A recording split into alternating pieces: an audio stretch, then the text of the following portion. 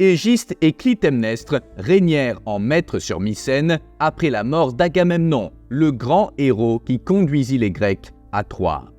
Les partisans du roi tué avaient déjà été réduits au silence, car Égiste, pendant l'absence d'Agamemnon, avait placé des hommes de sa confiance aux postes les plus importants du gouvernement. Avec le soutien de la reine, il usurpa le trône de Mycène. Mais Égiste avait encore une affaire à régler. Oreste, un enfant de 12 ans. Il était l'héritier légitime d'Agamemnon et deviendrait un futur prétendant au trône. Mais Égiste ne voulait pas tuer cet enfant tout de suite, car il savait de quoi Clytemnestre était capable et il craignait de subir le même sort qu'Agamemnon. Mais Électre surprit Égiste en train de comploter avec l'un des serviteurs sur la façon de se débarrasser d'Oreste, ce qui faisait de tout cela un simple accident. Pendant la nuit, Électre mit en œuvre un plan pour délivrer son frère d'un terrible destin. Ils quittèrent le palais en courant pour ne pas être vus par les gardes du palais. Elle le conduisit à un chevalier, fidèle serviteur d'Agamemnon, qui enlèverait l'enfant à Égiste. Avant de partir, Électre fit jurer à Oreste que dès qu'il serait adulte, il reviendrait pour se venger des meurtriers de son père. Et c'est ce qu'il fit. Oreste fut emmené à Phocide, où se trouvait la cour du roi Strophius, l'oncle du jeune homme. Le roi éleva Oreste comme un fils et le prépara à accomplir ce qu'il désirait le plus, venger la mort de son père. Les années passèrent et Électre pria dans le temple d'Apollon à Delphes pour que son frère revienne et apporte avec lui la vengeance des dieux.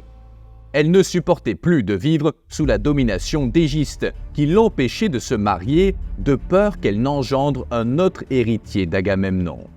En sortant du temple, elle fut abordée par 3 jeunes gens qui disaient avoir des nouvelles d'Oreste, le frère qu'elle n'avait pas vu depuis des années. Électre retourna à Mycène et se jeta dans les bras de sa mère en pleurant. Elle lui annonça qu'Oreste était mort dans un accident de char pendant les Jeux olympiques et que son corps serait amené par ses amis pour recevoir les rites funéraires dignes d'un prince. Clytemnestre sembla éprouver des sentiments contradictoires à l'égard de la mort de son fils, car le décès d'Oreste signifiait la paix pour le royaume en ce qu'il ne représentait plus une menace pour Égiste. Électre informa Égiste de l'arrivée du corps d'Oreste.